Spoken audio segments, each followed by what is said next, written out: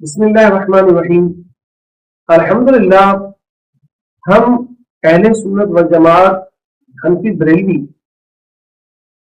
قرآن مجید فرقان حمید کی بھی تلاوت کرتے ہیں اور حمد باری تعالی عز و جل بھی پڑھتے ہیں اور نعت رسول مقبول صلی اللہ تعالی علیہ وآلہ وسلم بھی پڑھتے ہیں اور صحابہ کرام علم رضوان اولیاء کرام سلف و صالحین کے حوالے سے منقبت بھی پڑھتے ہیں۔ قرآن تو الحمدللہ سب کو معلوم ہے کہ اللہ تبارک و تعالیٰ کا سچا اور پاکیزہ کلام ہے ہی، اس پر سبھی متفق ہیں اور سبھی اس کی تلاوت کرتے ہیں۔ حمد باری تعالیٰ کیا ہے؟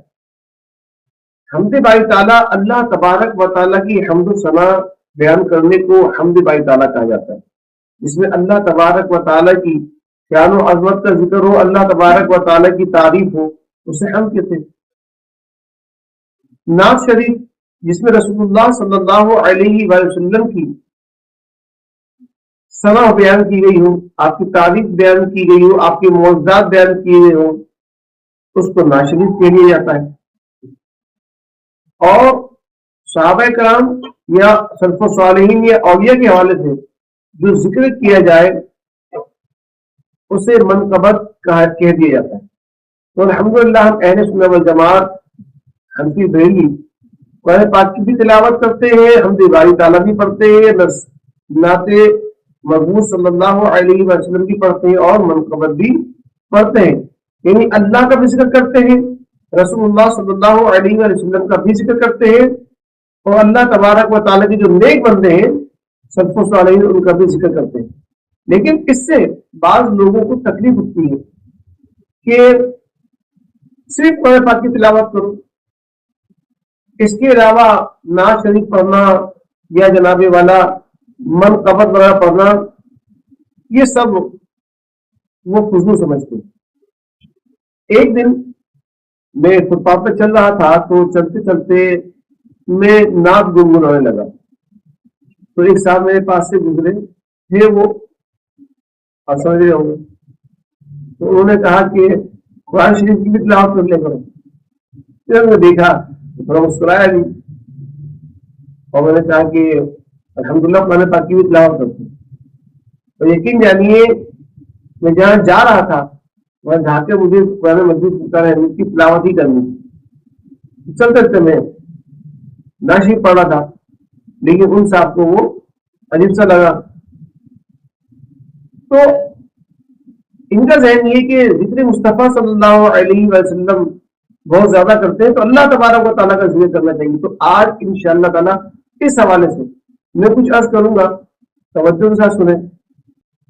نبی کریم صلی اللہ تعالی علیہ وسلم کے ذکر کے بارے میں اللہ تبارک و تعالیٰ خود فرماتا ہے وَرَفَعْنَا لَكَ ذِكْرَكَ، اور ہم نے آپ کے لیے آپ کا ذکر بلند کر دیا۔ تو اللہ تبارک و تعالیٰ خود رسول اللہ صلی اللہ علیہ وسلم کا ذکر بلند فرما رہا ہے۔ یہ تو قرآن پاک کی آیت تھی۔ آئیے ایک حدیث مبارکہ میں عرض کرتا ہوں شفا شریف کی، اور یہ حدیث قدسی ہے۔ اللہ تعالیٰ فرماتا ہے جعلت تمام الایمان بذکرک معی وقال ایضا جعلتک ذکرا من ذکری فمن ذکر ذکرنی۔ اللہ تعالیٰ فرماتا ہے میں نے ایمان کا مکمل ہونا اس بات پر موقوف کر دیا ہے کہ اے محبوب میرے ذکر کے ساتھ تمہارا ذکر بھی ہو، اور میں نے تمہارے ذکر کو اپنا ذکر ٹھہرا دیا ہے، بس جس نے تمہارا ذکر کیا اس نے میرا ذکر کیا۔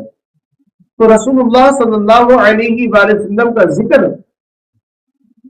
یہ اللہ تبارک و تعالیٰ کا ذکر ہے۔ جو رسول اللہ صلی اللہ علیہ وآلہ وسلم کا ذکر کرتا ہے کہ وہ اللہ تبارک و تعالیٰ کا ذکر کر رہا ہے، کہ اللہ تبارک و تعالیٰ نے ایمان کا مکمل ہونا کامل ہونا اس بات پر موقوف کر دیا ہے، اور اللہ تبارک و تعالیٰ نے نبی کریم صلی اللہ علیہ وسلم کو ذکر کو اپنا ذکر فرمایا ہے۔ تو لہٰذا اس پہ اعتراض کوئی مسلمان کر ہی نہیں سکتا، کوئی عاشق سکھ کر ہی نہیں سکتا۔ جو تلاش کر رہا ہے وہ خود غور کر لے کہ وہ کیا ہے، اس کے ایمان کی کسوٹی کیا ہے۔ دوسرے حدیث مبارکہ ہے، ابو سعید خدری رضی اللہ تعالیٰ عنہ فرماتے ہیں کہ رسول کریم صلی اللہ علیہ وسلم نے فرمایا، میرے پاس جبرائیل آئے اور کہا، بے شک آپ کا رب فرماتا ہے کہ اے محبوب، تمہیں معلوم ہے کہ میں نے تمہارا ذکر کیسا بلند کیا ہے؟ میں نے کہا اللہ خود جانتا ہے۔ فرمایا کہ جب میرا ذکر ہوگا تو میرے ذکر کے ساتھ تمہارا ذکر بھی ہوگا۔ یہ رسول اللہ صلی اللہ علیہ وسلم کے حدیث مبارکہ ہے۔ حضرت جبریل علیہ السلام نے حضور علیہ السلام کو ارشاد دیا اس طرح اللہ تبارک و تعالیٰ ذکر فرمایا۔ اس کے حوالے سے انشاءاللہ چند، ویسے تو ایک فہرست ہے قرآن پاک کی میں، لیکن میں چند آیات کے بعد حوالہ آپ کو پڑھ کے سنا دیتا ہوں، جس سے انشاءاللہ اللہ تبارک و تعالیٰ کے ذکر کے ساتھ رسول اللہ صلی اللہ علیہ وسلم کا ذکر بھی بیان کرنا پایا جائے گا۔ اور دیکھیں کہ اللہ تبارک و تعالیٰ نے کئی مقامات پہ اپنے ذکر کے ساتھ پیارے مصطفیٰ صلی اللہ علیہ وسلم کا ذکر فرمایا ہے۔ چنانچہ قرآن پاک میں ذکر ہوتا ہے، لِتُؤْمِنُوا بِاللَّهِ وَرَسُولِهِ، سورہ فتح آیت نمبر 9، آمنوا بِاللَّهِ وَرَسُولِهِ، سورہ حجرات آیت نمبر 15، وَالَّذِينَ آمَنُوا بِاللَّهِ وَرَسُولِهِ، سورہ نور آیت نمبر 62، إِنَّمَا الْمُؤْمِنُونَ الَّذِينَ آمَنُوا بِاللَّهِ وَرَسُولِهِ، یہ آیت نمبر سورہ نور کی آیت نمبر 62، اطیعوا اللہ و اطیعوا الرسول، یہ سورہ مائدہ کی آیت نمبر 92، اطیعوا اللہ و رسولہ، یہ سورہ انفال کی آیت نمبر 20 تھی، ومن یطع اللہ و رسولہ، یہ سورہ نساء کی آیت نمبر 13 تھی، وَيُطِيعُونَ اللَّهَ وَرَسُولَهُ، یہ سورہ توبہ کی آیت نمبر 71 تھی، 70، وَإِن يُطِيعُوا اللَّهَ وَرَسُولَهُ، یہ سورہ حجرات کی آیت نمبر 14 تھی، استجیبوا للہ